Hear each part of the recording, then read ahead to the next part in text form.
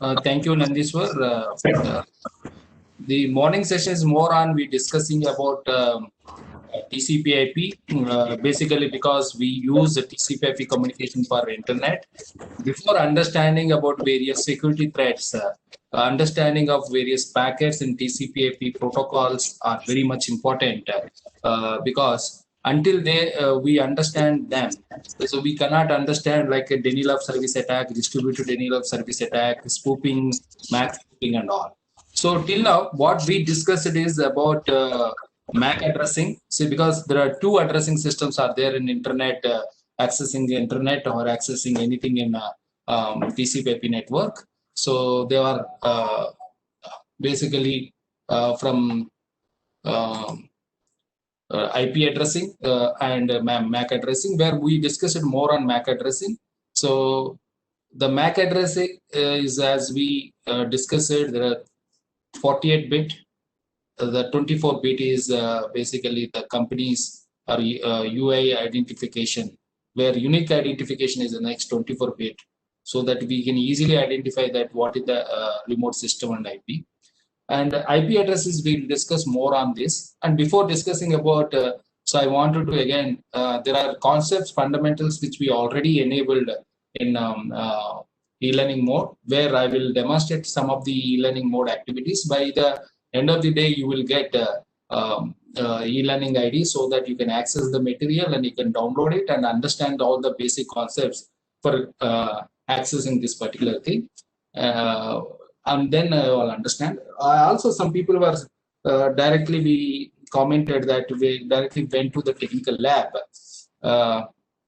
Yes, because this is the first fundamental understanding TCP/IP protocol is the first fundamental, where we understand that some people may not or might have taken this TCP/IP and all from last 2 years. You might have learned in your as part of your education, but however, there is no need to worry about that. Just stick to understand the packets which we are talking about. Majorly, we discussed about only the MAC address. MAC address, a system, how it identifies a remote system by sending in a reply request to get in a MAC address. And suppose if we have given a chance to identify the MAC address of a particular IP, how do you do that? So you just ping that machine and collect the package through Wireshark and identify the MAC address. So you can easily manage. Otherwise, simply you can type ARP hyphen A, or basically you can have the list of that already your computer you are connecting. That is second part.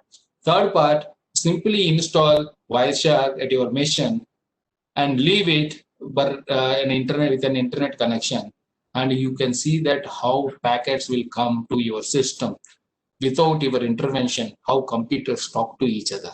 So these are the three things you need to do by your own and understand these things. Then we understand what is the IP addressing. Before lunch session, after lunch session, I will try to explain some basics of IP address. Then we'll understand the IP protocol so that the second addressing system also can be covered.